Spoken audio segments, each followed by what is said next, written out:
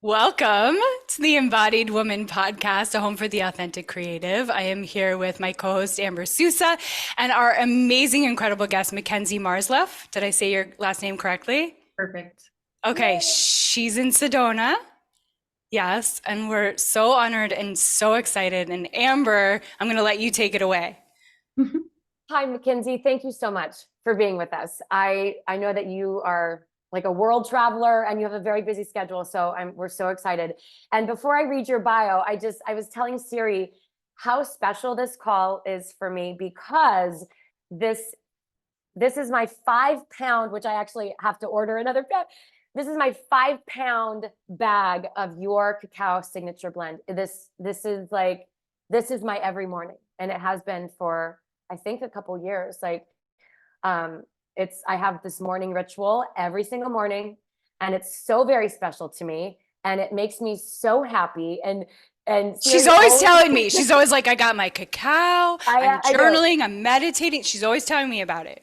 And I have my favorite mug, and it's like, yeah. So, I want to share that with you because I think sometimes when we are living our purpose, we don't realize the impact. I mean, maybe we do, but you are in my home every single morning. You are a part of my morning ritual that is very, very special to me. And so, yeah, I want to thank you for following your passion and saying yes to the call of your soul and creating this really incredible, sacred offering.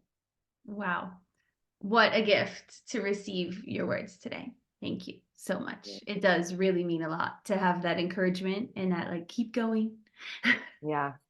And to know and to hear in live time the impact it's having on you. That's literally what drives me. So thank you so much. And I'm just honored to be here and to dive in with you both. Oh, yay. Okay, I'm going to read your bio, which is incredible.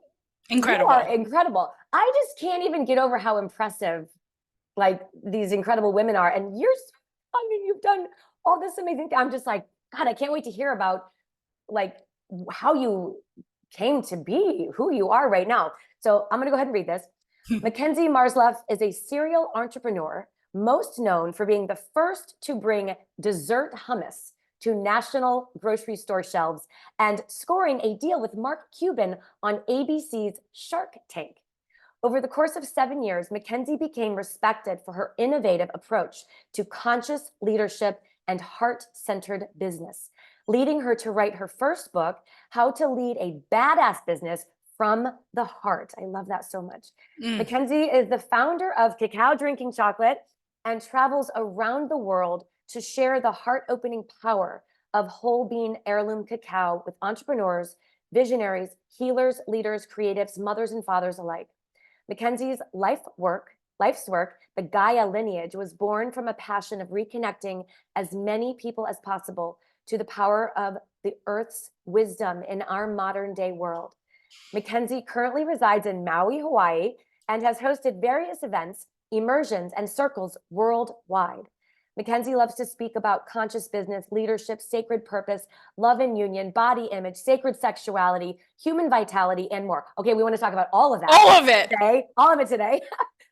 Some of Makenzie's other most notable past ventures include Delighted by the Movement, a 6-month cohort of 100 entrepreneurs from all over the world to study Makenzie's conscious business principles from her book. Glow Nutrition and Pilates Studio. I had a Pilates studio. Makenzie's first business in Sydney, Australia, that she sold at the age of 24. Amazing. Restore the Heart, a weekend intensive in Maui, Hawaii for 33 entrepreneurs from all over the world. And Request Bar, a high vibe protein bar company with an innovative manufacturing facility in Bozeman, Montana, sold in 2022. You can hear more about Makenzie's full story in her newest audiobook, Gaia, My Homegirl. Oh my God. Oh my God. Who are you? Where did you You too. Thank you so much. I've never had anyone read that out loud for me. So that was okay. Yeah. It's pretty cool, right? Thank you. Do you hear it? And are you like, wow? I think so, because Oh, I'm going to get emotional already. Do But it. because, all of that was birthed from, yeah, exactly. Get the tissues. Was birthed from really just opening up my heart to a greater plan, Mm. to just get out of the way and say to the divine, what would you have me do? Where would you have me go? How would you have me be? And then these things unfold. And so it doesn't feel like it's me that's doing it. Of Right. course, it requires me to be willing. It requires me to take risks. It requires me to get it uncomfortable, like very uncomfortable at times. But I'm just grateful because I just feel like I'm an example of what's possible when we get out of our own way. Mm. I'm really curious about your parents, and did they Mhm. help you to have this courage, these moments of courage? Did they give you this, did they instill in you this ability to just see yourself as a businesswoman? I mean, how did this come about that you just became this person? I know you said you set down the ego, you opened to God, but I'm just Mhm. curious about your upbringing. Sure. Thanks for asking that. It was the opposite of that. It was Okay.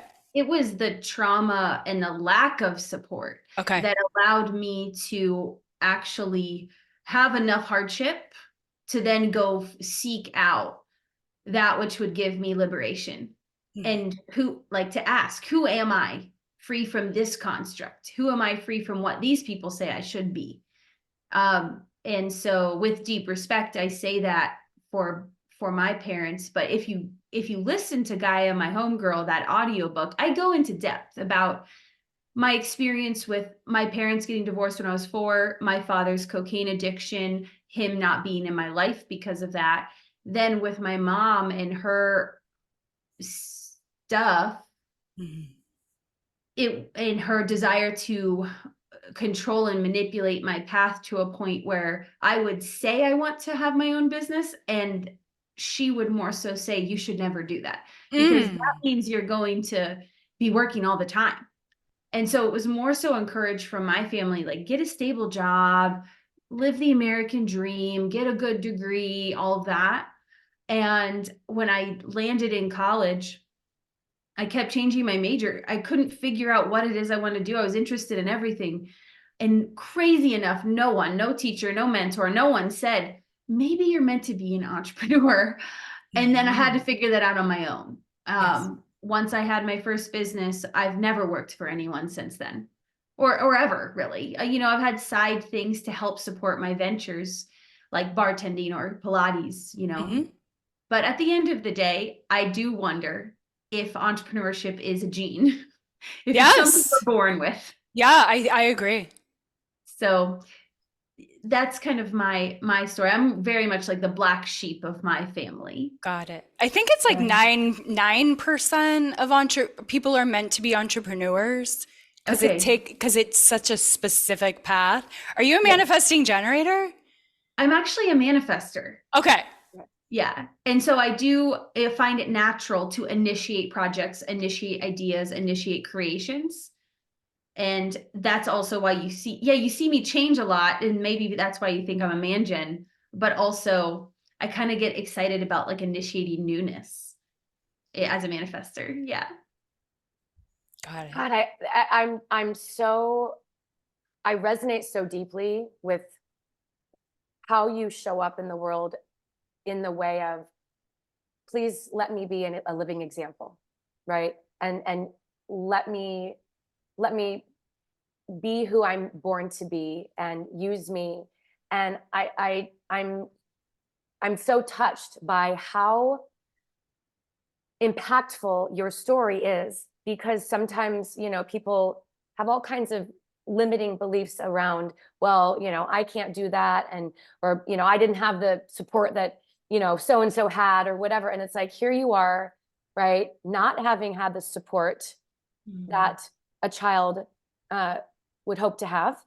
Mhm. And in the face of that, your spirit was so like you knew that you were here for something really special and something really, impactful. And so that's why I love this podcast so much, because Yeah. every woman that we have on, and man, right, are living examples of in the face of all the voices, all the stories, all the limiting beliefs, that there's enough of a belief in that we are here for something greater. And, you know, you're just like, I'm so in awe of you and your strength and your vision and your wisdom. You know, that is also one of my prayers, like every day, right? God, what would you have me do? Where would you have me go? Who would you have me help?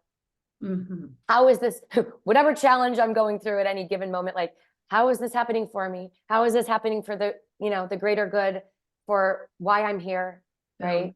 So good. So you shared a little bit about your upbringing, but was there like a catalyst that you can talk about that put you on this trajectory that you're on right now? Sure, absolutely. You know, again, it was natural for me to be entrepreneurial. So when I moved to Australia when I was just literally like 20, it was 2010. So I think I was 21, 22 max. I moved to Australia and there was this Aussie surfer I was pursuing essentially. But once I got there, I was really committed to working for myself and pursuing my passion in holistic health and consulting and fitness. And so I see myself then, even though I hadn't had my spiritual awakening, I was still very much motivated by helping people and sharing my passions. So I would stand outside of a health food store with a clipboard and I would ask every person that walked in, would you like a free health consult? And obviously most people say no, like, who's this young girl? You know, I'm not going to take advice from her, or what is it? What's the hook? Right. But I built up some yeses, and the health food store allowed me to rent this room upstairs. And if I sold a package to that, in that consult, we'd just kind of profit share. And so this is how we set it up. And before I knew it, after a year, I got so many no's. I got no's to the consults, but then I would invite them in. I'd hear about their history and I would say, well, here are my programs. You know, I have this and this, I have 3 months or 6 months, and I would lay it out for them of what it would entail. And I'd get more no's, you know, but there was something in me that knew that I was building my resilience as an entrepreneur. I don't know how I knew that. I just felt like me getting no's is a really good thing right now. Yeah. So then, you know, I'd get those few yeses and I'd feel the win and I'd know, okay, we're getting somewhere. And then after a year, I built up a full-time practice and was able to open up the Pilates studio. But regardless, as cool as that was, as connected as I felt to my clients and grateful, and I felt very received in a foreign country, in Sydney, Australia, I did it through this small entrepreneur, like a small business entrepreneur's business loan. I don't even know how I got that. I literally, it's like, you know, spirit just creates miracles at the end of the day. If it's meant to be, it happens. And so anyways, great as that was, what I'll say is I was still very much asleep to the way in which my past trauma was impacting my personal relationships. You know, like entrepreneurship and sharing and all of that was very, very natural. But it was inside my personal dynamics where the shadow was very disintegrated because I wasn't even aware of the way in which my shadow or my trauma kept me from really experiencing intimacy. So, fast forward, I moved back to Arizona in 2014. I got into this relationship that was very karmic and it was very tumultuous. And this started that moment where everything kind of hit me and I started having my spiritual awakening. And that's when my life really changed. What happened inside of that was we were broken up for like the 17th time. And I found out I was pregnant. So I go to him to share this. And I think I'm just going to speak really openly here and transparently. But I do recognize that we are in what I call abortion culture. So when a woman gets pregnant, and they don't want it, they just go to, oh, well, I'm just going to get an abortion. That's very common. in this day and age. So that was literally my mentality of like, well, I can't keep this baby. This is not a good relationship. We're broken up. But long story short, he felt this sense of purpose when I shared this news with him. Interesting. So I tried to go down the path. I moved back in with him, tried to embrace the relationship. Again, I have no tools, no spiritual practice, no awareness of my own ways in which I block intimacy and love. Mm-hmm. And things got worse. And there was this moment in time where I could see the room that my baby was going to be in. And I could see my relationship and I could be like, wow, I'm about to repeat everything that my parents did. Because I have this memory as a kid of being in a crib and my parents fighting down the hall. Mm-hmm. And it was just this surreal moment where I just knew I cannot repeat this. Yeah. And at the time I was in so much shame and fear that I didn't even have the courage to pursue adoption or single mom, experience. So I went forward with the abortion. But the problem with that and the blessing and the gift of that was I couldn't be medicated because of my sensitivity medication. So I was awake, very present to the entire experience. Mm-hmm. And I'll just say that got me present to my trauma because I had PTSD. Long story short, I thought I was going to have this procedure, that I was going to go on with my life, that I was just going to have my freedom back, and that I was just going to go pursue my dreams. Because I thought becoming a mom meant all your dreams are gone. That's what I actually thought at the time. Again, I was 26 probably. So I actually left the clinic in a complete daze and haze of what just happened. And then the nightmares started and I couldn't sleep and I felt really depressed and I was crying nonstop, which is not something I would do. And I was very lost. I was probably in the best shape of my life because I just kept exercising. And I was deeply unhappy. So there was a moment in a contemplation of suicide that I hit my knees on the floor and said, if there's something bigger than me, if there's something out there, please show me a sign. And that same week, I needed to get a new roommate because I had kicked that guy out. And shout out to him, we've gone through so much healing and are on great terms and friends and everything. But I kicked him out and I needed a roommate, put a listing on Craigslist, and in walks an actual goddess. Just a woman in her power, does yoga, has all these spiritual books, is living in her purpose. And I just felt, wow, I feel so unworthy around this person because I have nothing to offer her. Yet I knew I needed an example like that around me. And so within our first meeting, like having dinner together after she moved in, I cried to her. And that was something I'd never done before. I'd never opened up to someone vulnerably, but I told her, I'm lost. I'm down. I don't even want to be here anymore. I'm mourning. Did I make a mistake? I felt so much shame. And she says to me, despite the fact that she did not know I wasn't in contact with my mother at the time, she said to me, oh, baby girl, you know what you need? And I said, what? And she said, you just need some mama love. And then I looked at her thinking, okay, like, what does that even mean? Like, are you going to give me the mama love? Like, she said, you know what you're going to do? And I was like, what? And she's like, you're going to go into the bathroom and you're going to look down at your body and your womb and you're going to give yourself that motherly love. And you're going to say, I've got you. I'm going to take care of you. I'm going to comfort you. I'm going to protect you. I'm going to heal you. So then she introduced me to mirror therapy, Louise Hay's work, and I started getting into the mirror every day, just trying to look myself in the eyes. It was hard. Yeah. One day, I was able to look myself in the eyes and say, I love you, and mean it. And when I did that, my 5-year-old self appeared in the mirror. And she said all the things, she told me all the things that she needed to hear from me that she'd always wanted to hear from her mom and dad, but didn't. So that's what got me present to inner child work. And I started building her up and telling her all the things that she never heard. Like, I'm proud of you. I love you. I see you. You can't do anything wrong.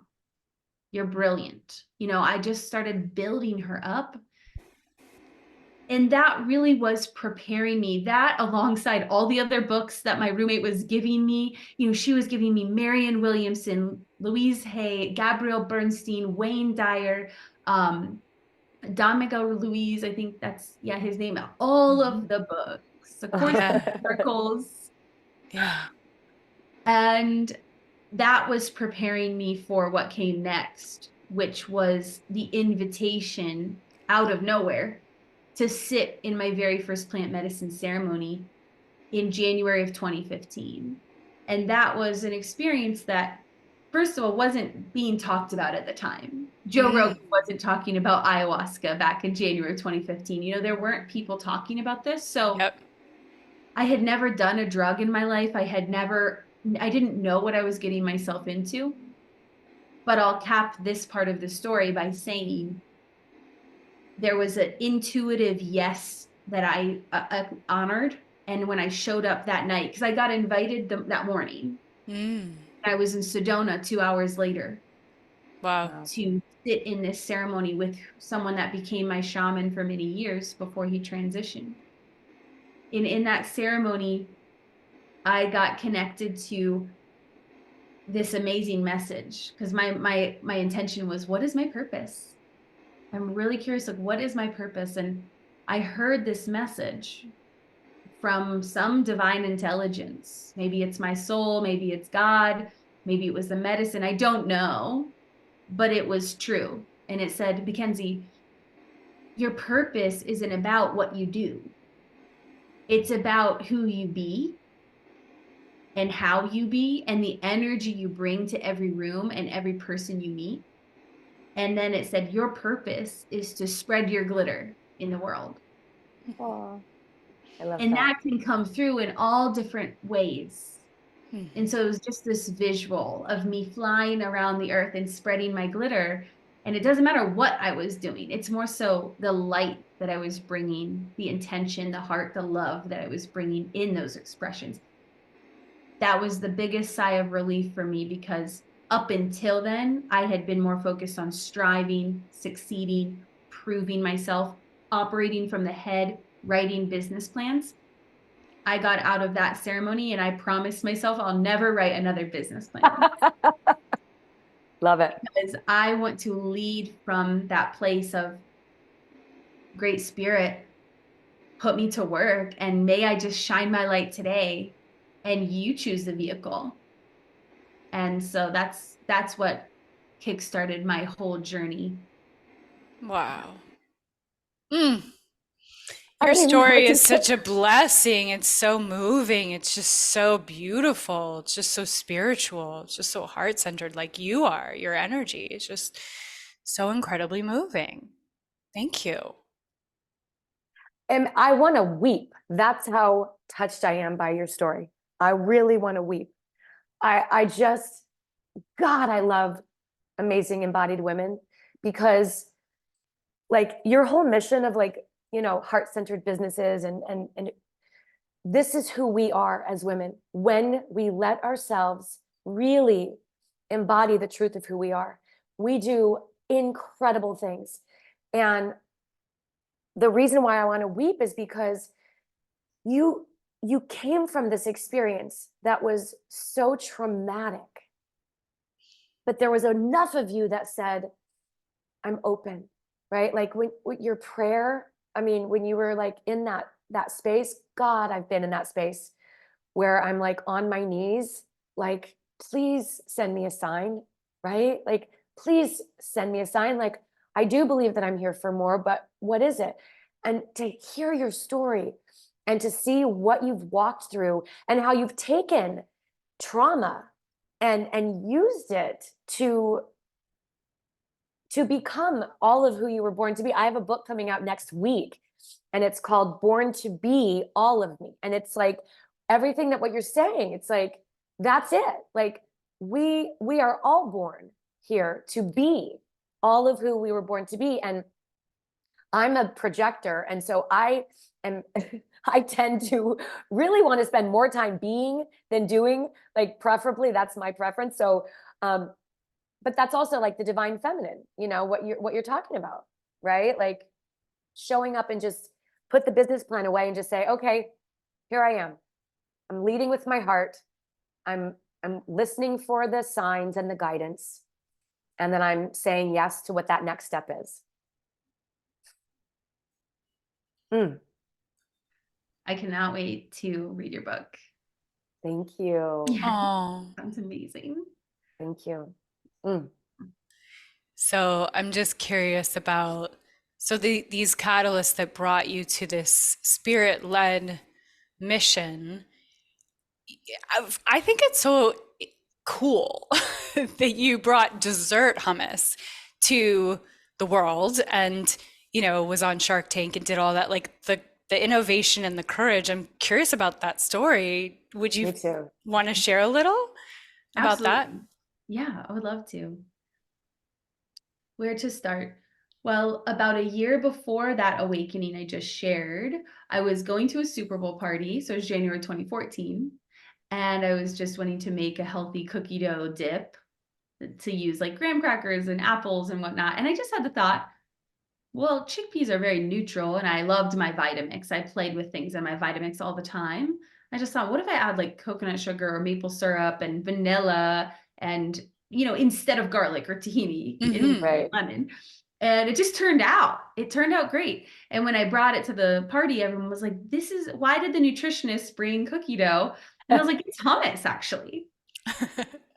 They're like, what?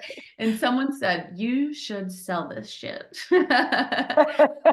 And I was like, I'm never going to sell this. That's crazy.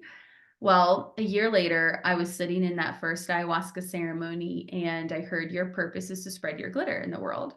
24 hours after that, I was in my kitchen in Phoenix, just making my dessert hummus. I don't know why. I just thought, I'm just integrating. I'm in bliss. I want to get in the kitchen. I want to make some food. And I wanted to make my dessert hummus. I hadn't made it in a while. I'm literally stirring the chocolate chips in the hummus. And I hear another message. It was like in the corner, I hear it in the back of my head. And it's like, this is one way you're going to spread your glitter in the world. Wow. Like, who said that? It rang as such truth that within a week, I was at the health department in Phoenix getting my farmer's market permit and signing up for all the farmers markets. So I started making the product in my kitchen. I had contracted out with Vitamix before. I was one of those like reps on the side at times, like where I demo Vitamix machines because I just loved health and wellness so much. So I had like 6 Vitamix machines in my house. It was perfect. And I could make all this hummus at one time. And I came up with these flavors: chocolate chip, brownie batter, snickerdoodle, vanilla bean. Oh my God. It was fun. And I was going to the farmers markets, and I'd sell out like within an hour. Wow. At all the farmers markets in Phoenix. And about a few months afterwards, I realized, okay, I was showing up to these markets just saying, like, great spirit, use me. And that's why I named the company Delighted By, because it wasn't about the hummus. It was about, I really wanted to ask people, like, what are you delighted by? Do only that. Stop everything else. Yes. What are you delighted by in life? Why not live a life you're truly delighted by and just forget the rest?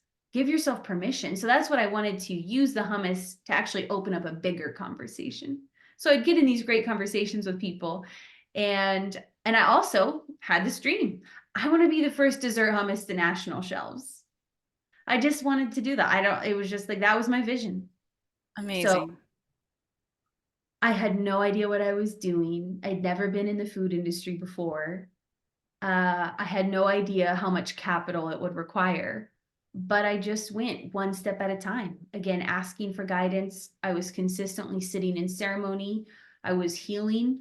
I was opening myself. I was really connecting with my intuition for the first time. I was journaling a lot.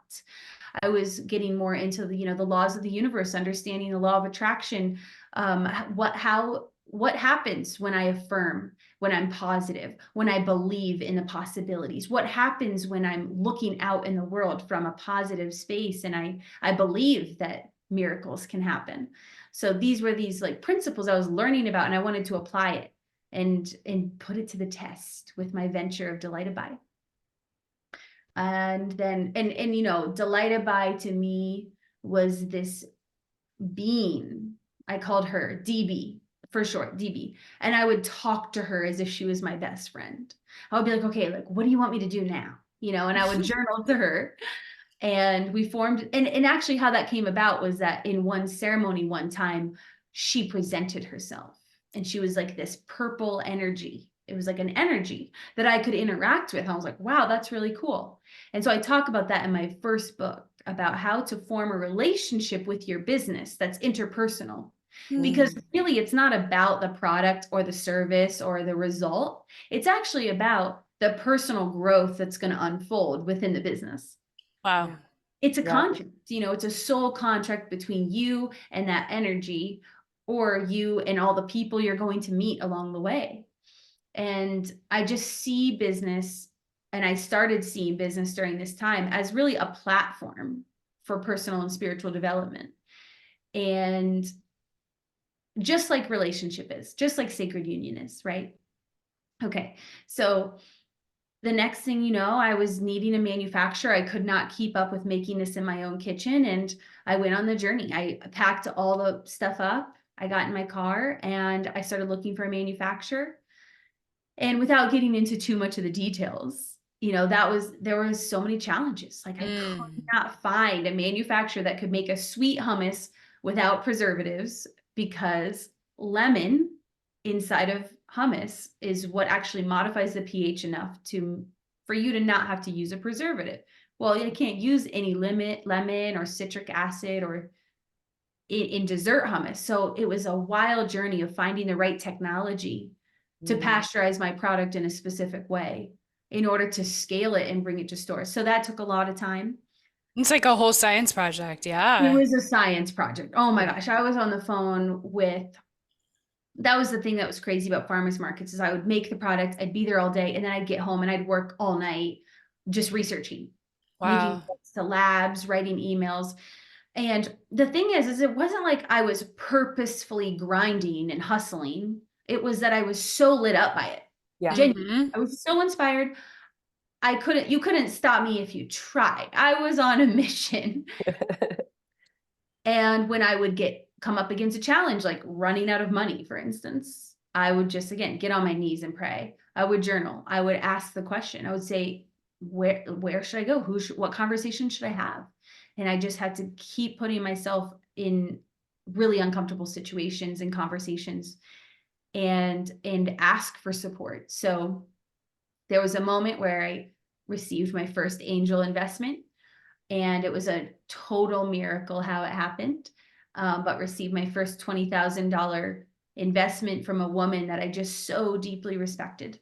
And it was out of nowhere. I had no idea this was coming. I thought she was just paying me for the hummus she purchased that day.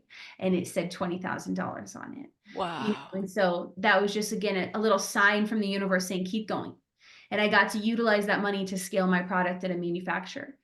Then once I had a final, like a VIP, or MVP, I guess you should say, my product, I was able to then take my product and pitch it to stores. Well, just like me standing outside the health food store with a clipboard, I was getting no after no after no after no. I could not get a buyer at a grocery store to be interested in this. And it was like, I just kept getting questioned. Well, how much money do you have behind you? Are you able to do? And then they would list all of these things I have no idea about.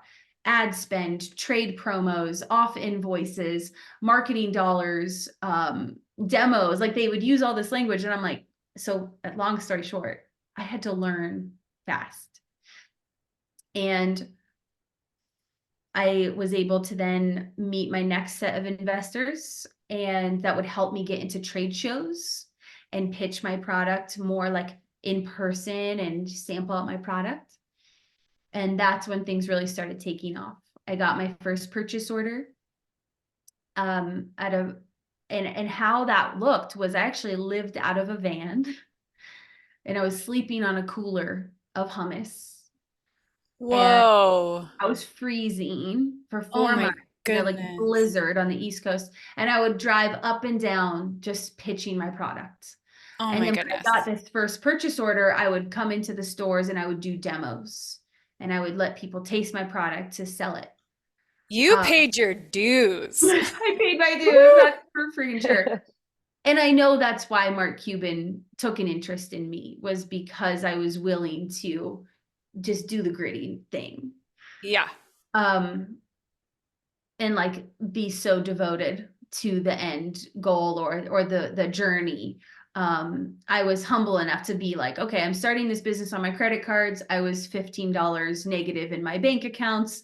I'm renting this van with the scraps that I have, and like I couldn't even afford a little mattress. You know, I was like, it was like the thinnest yoga mat on a cooler and my grandma's sleeping bag.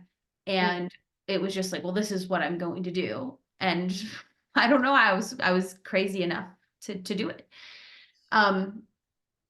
Honestly, all the stories that I could share would take hours. And I've shared a lot of them in my book, just about the miracles. Like there were such hard moments and yet so many like, wow. Like I actually had my biggest competitor essentially hand me $100,000 to get me out of the van.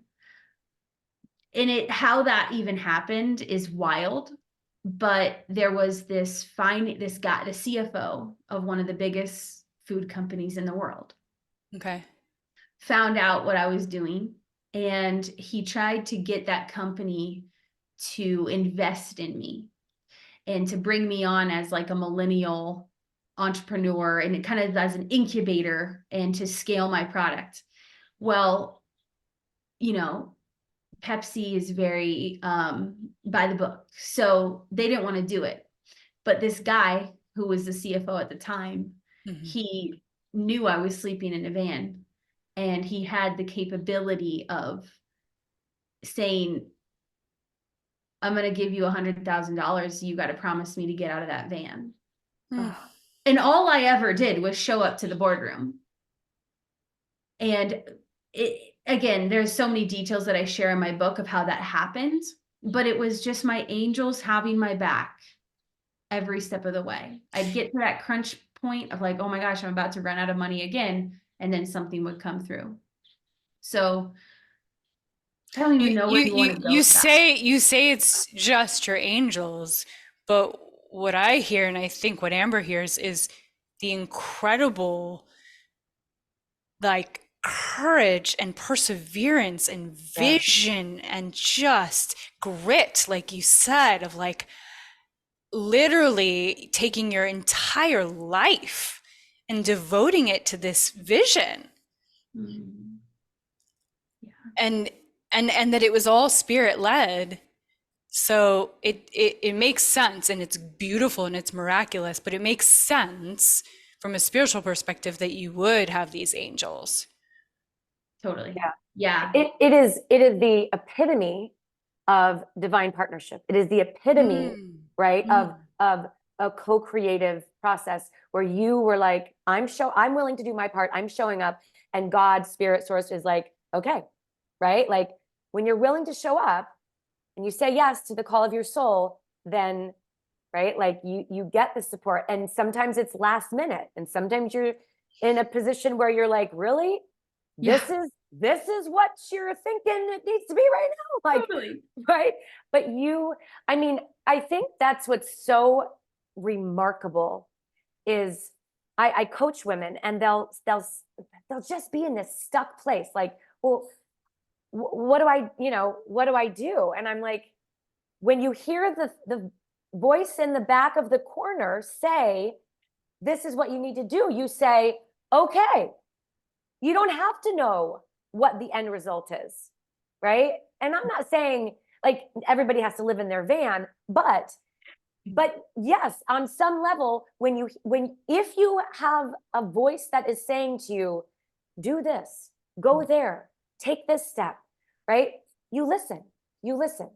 And this is also why one of the main reasons why we do this podcast is because when you start out on this journey and you have a spiritual awakening, most of us don't have a lot of people in our circle that are also living their life from a voice in the corner, right? They're like, out of your mind. You're crazy, right?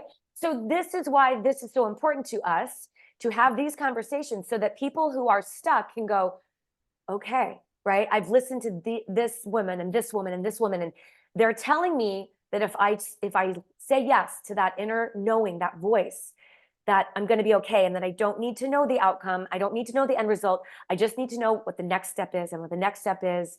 And that's, you are that example. And I love that. And this conversation is like one of my most favorite conversations I've ever had. Aww.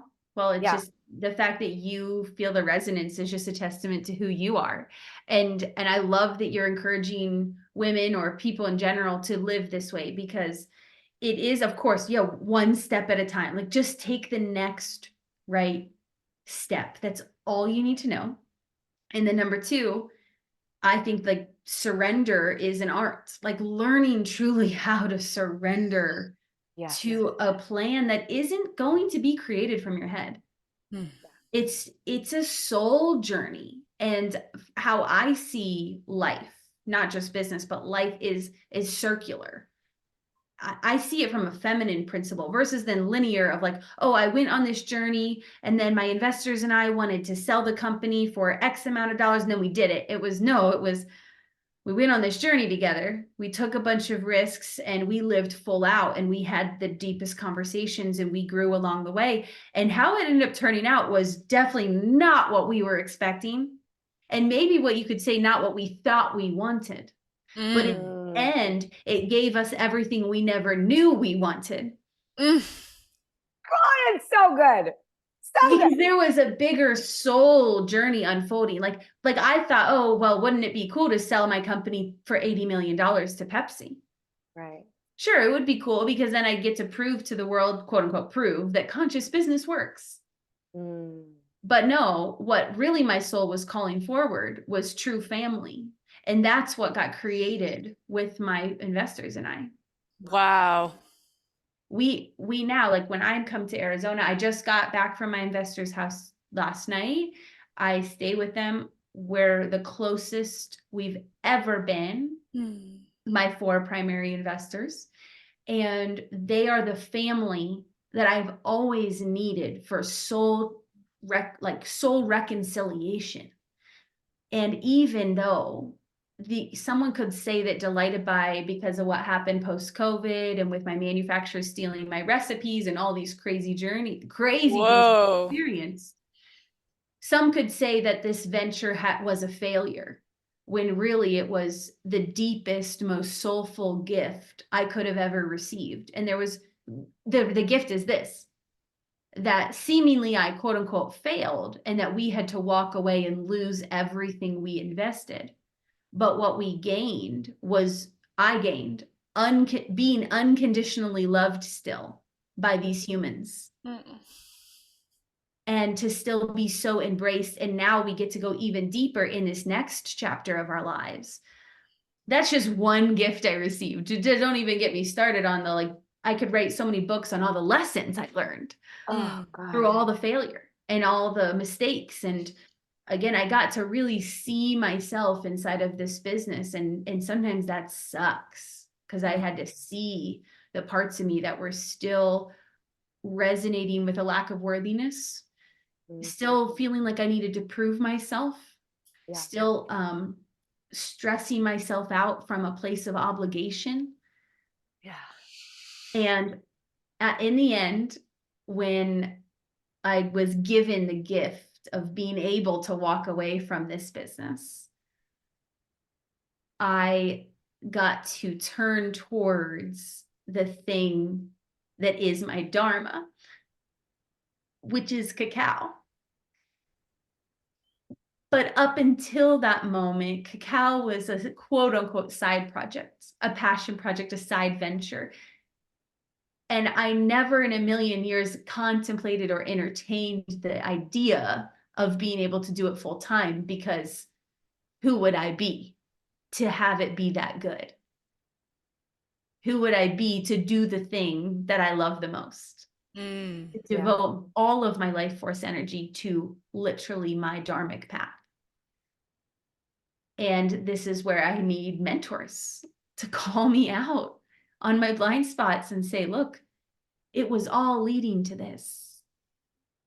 And so the question isn't who would I be to have it that good? It's who would I not be? And so I really got to finally accept, okay, I'm going all in with cacao full time, and own that that's my greatest passion. And what's unfolded in my life since then has been wild. Just what's divinely orchestrated, the doors that have opened, but also the doors that have closed. You know, it wasn't too far after that did my marriage end. Out of nowhere, out of the blue. I had no idea that what was coming. But what I see was that cacao was calling me forward even more into my purpose, and that relationship was no longer in alignment for me to actually spread my wings as wide as I could. And I didn't know it because I'm such a loyal, committed person, but I needed to be liberated by the other party to actually be sitting in this seat right now with you both. So you speak so poetically. It's just we're just crying this whole conversation. It's just listening to you is like hearing a symphony or an opera. It's like, it's so true. You are wildly poetic in the way that you speak, and oh my God. And you're just getting started. You're still young. Incredible. It's like, what's she gonna do with the rest of her life? She's lived so many lives. Oh God, to be able, I think that's also, that's my next question is, I know we need to wrap things up. I would love to talk to you forever, because I just think that you're one of the most gorgeous beings that I'm so in love with you. But this is the Embodied Woman podcast. And I think for me, and I'd love to hear from you, but part of being embodied is really owning how each experience is contributing to who we are born to be.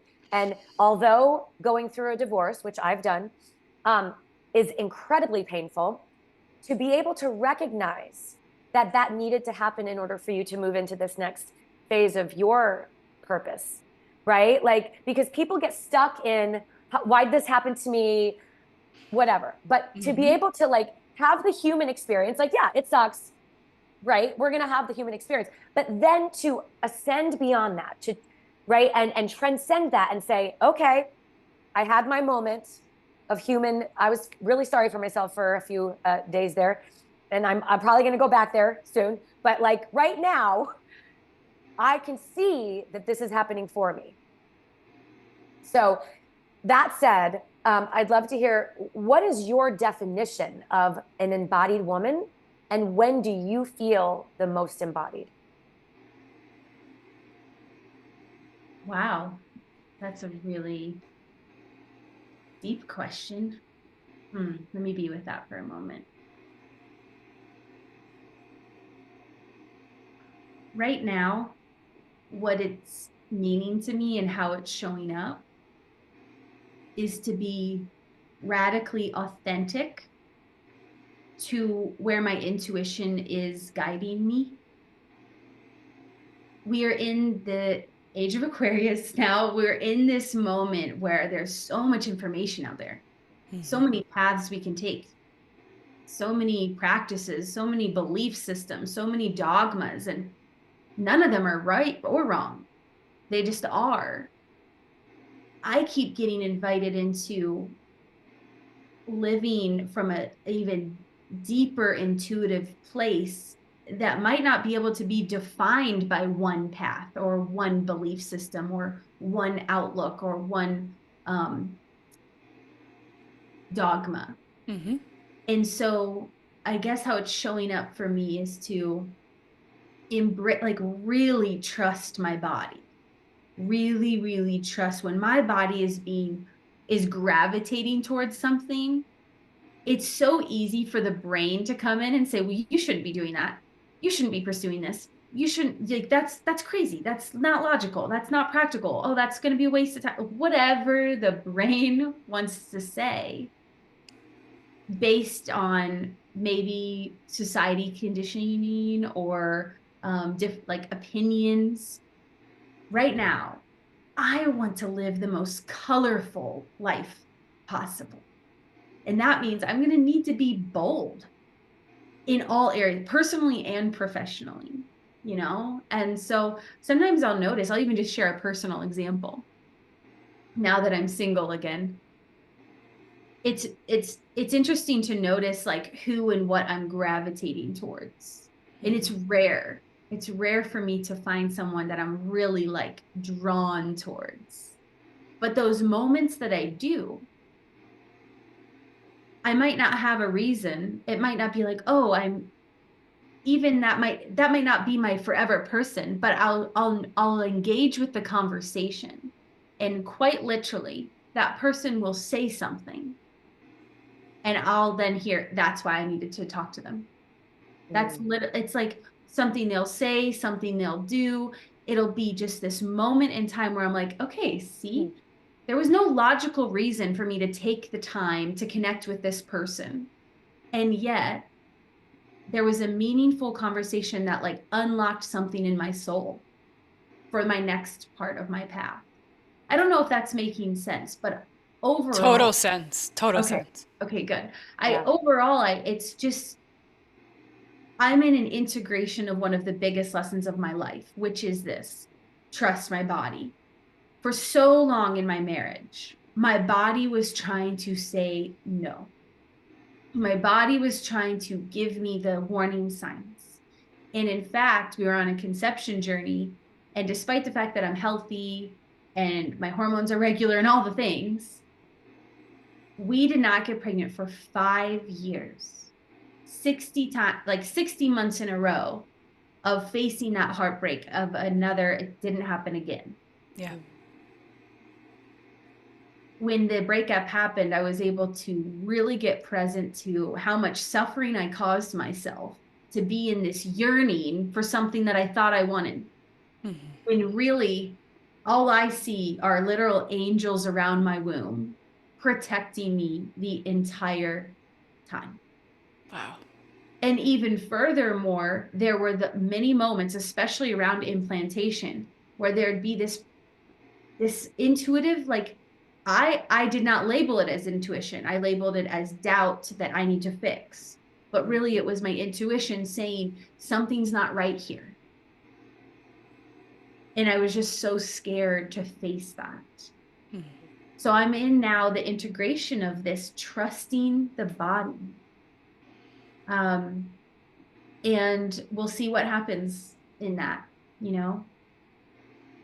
Well, it's working for you. It's working for you so far, I think, right? I mean, thank you.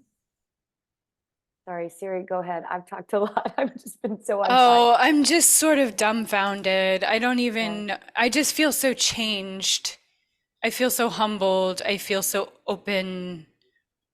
My mind has been opened by you, Makenzie. I feel like I want to go into ceremony like every day right now, just listening to you. It's just, I want to rearrange.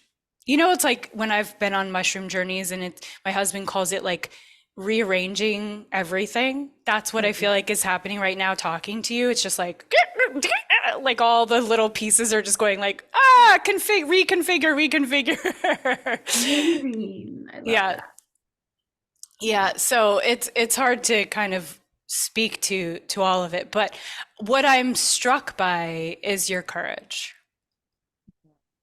and your ability to use your voice, and your ability to persevere, and your humbleness, and your ability to bring something so, quotes, illogical to the world in such a big way. Thank you. Wow. I'm just receiving the encouragement through and through. And I want you to know that it's deeply impactful for me today. It's just like, life shows up for us to say, hey, we know you needed this little ping of encouragement. We're going to give it to you. But it also is a testament to the frequency that both of you are holding yourselves to. And so I'm just honored to connect with other like-hearted, that to have that resonance with other women. It's like, okay, yeah, we're out there doing this and we got this. We're doing this together. So how exciting. Oh, we didn't even talk about all of your travels and your journeys, around the world, that, Hawaii and cacao, and like I feel like we need a part 2, but where I'm would down. I'm a yes. Let's Okay. go. Okay, we'll figure this out. Let's do a part 2. Because I want to hear about the sacred sexuality and Yeah. right? Like that's something that we really like to talk about that we didn't get to, but Totally.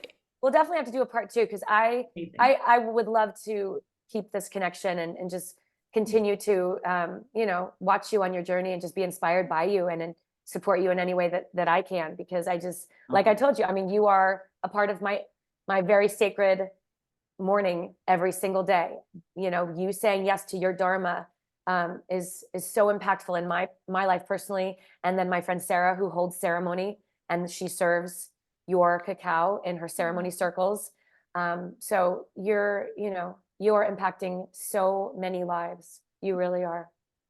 Appreciate that so much. I'm grateful, very grateful, very humbled. And yeah, let's keep shining. Let's keep being our full authentic lights. And yeah, you just let me know when you want to do part 2. I'm here for it. Awesome. Where can people find you? Okay, so on Instagram, it's Cacao Drinking Chocolate, KAKAO Drinking Chocolate. I am the only employee of the nonprofit right now, and I love that so much. And that's also like a testament to how much I just know this is my purpose, because even the nitty-gritty stuff, the spreadsheets, the production numbers, all of it, I'm loving. And customer service is one of my favorite parts of that. So when you reach out to me or to like the online website, email, Instagram, it's me that you get to talk to. So I'd love to hear from anyone and support. Let's see where else you can find me. Yeah, at flycacao.com. And my website, my personal website is thegaia.lineage.com. Okay, we'll put all that in the show notes. We're so honored. This was such an amazing connection to have with you. Thank you so much, Makenzie. And we can't wait to do part 2. Thank you both so much. Yes, let's go. Okay. All right. We'll talk to you soon. Bye, beautifuls. Bye. Love, many blessings.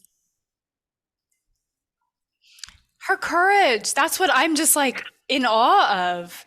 Every single piece of that story. And there's so much, obviously, that she couldn't share in this short amount of time, but every step of that I'm like, would I have the courage to do that? But then I guess it's different for everyone. Like for me and you, it was like all the auditioning, right? It's like every rejection after rejection after rejection, you just keep showing up.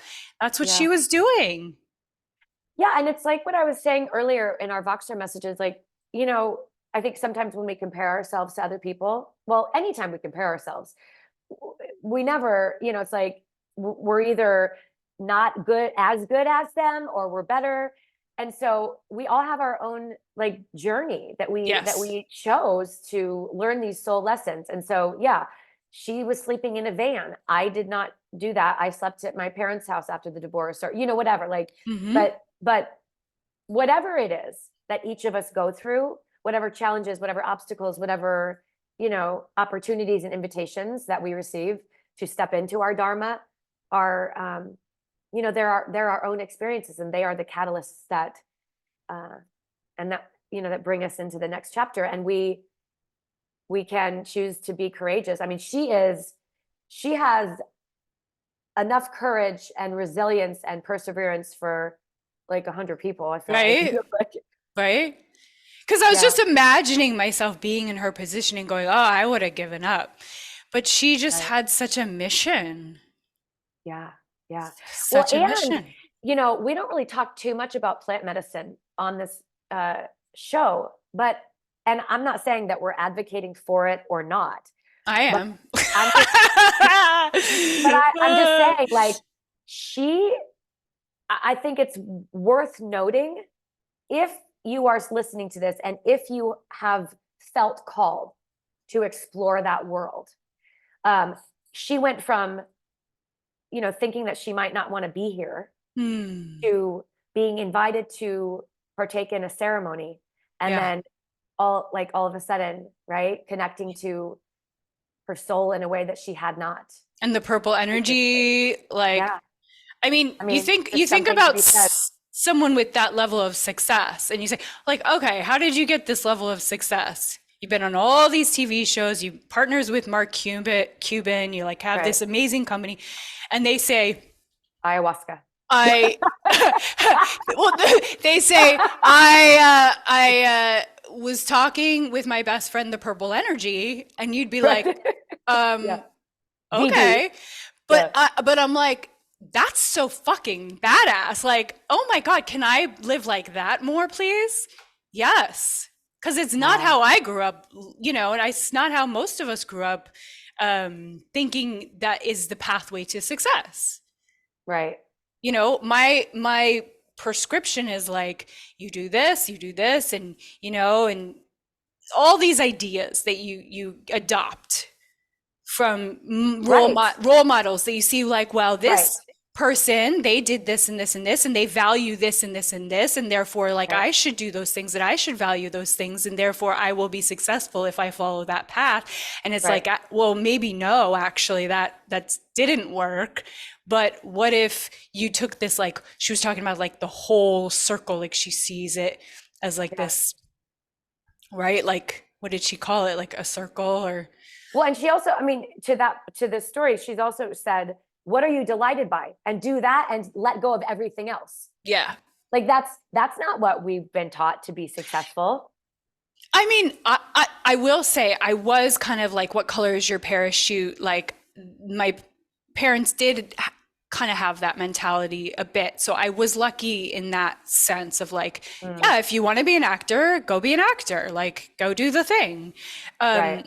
But yeah, I think it's like the way that you do anything, is what she's talking about. It doesn't matter that it was food or whatever, you're choosing. If, like, when she started crying about the cacao, I was like, oh my God, she is so, like, in her soul, like in her fabric, like her very being is so connected to this cacao. And it, like, to cry about it, it's just like, oh wow, like it means everything to her. It's so beautiful.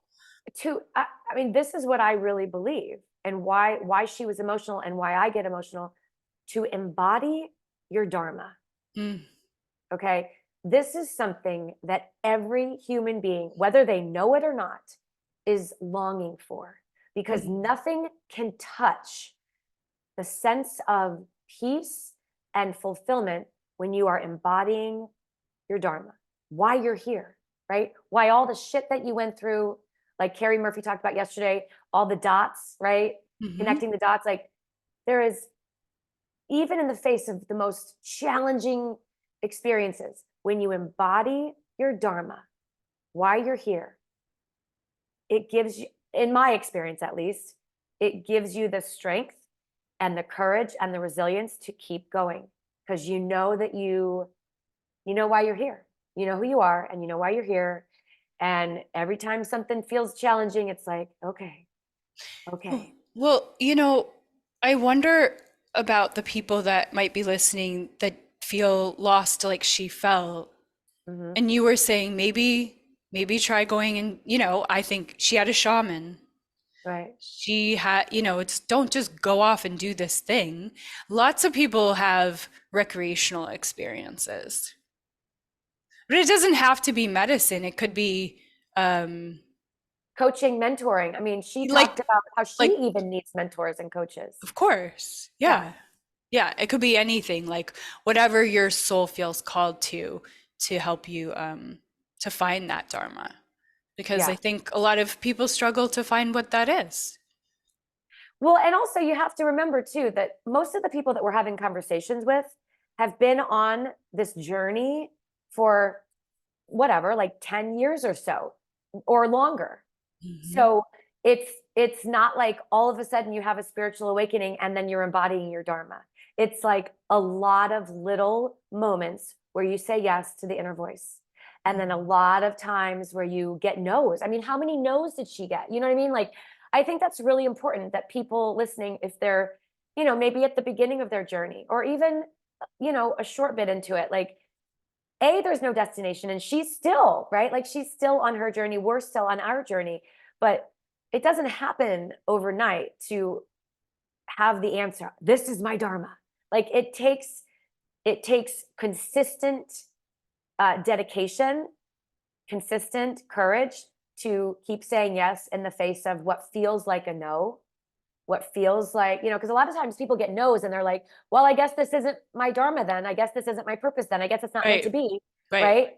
And so it's like, well, I don't know, maybe not. Like maybe those no's, like she said, there was a part of her that was able to connect to, this is giving me the resilience. This is teaching me the resilience that I'm going to need to have to really like be who I was born to be. That's not her words, but that's what I took from it, right? She was able to say that. And that's that whole thing we always talk about. How is this happening for me? Why am I getting all these no's?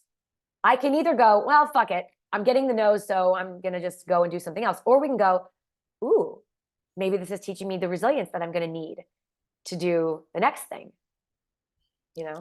I love the part where she talked about getting that unconditional love family too. Oh, God, I know, right?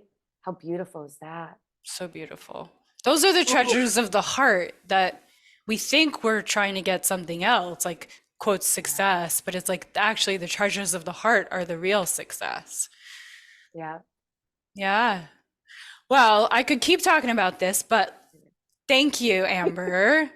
For bringing such a beautiful guest. What an unexpected journey that was. Yeah, I'm so grateful she said yes. Me too. And I love you and I appreciate you. And I appreciate our audience. Thank you for being with us. Yes. And we can't wait to see you next time. Bye. Bye.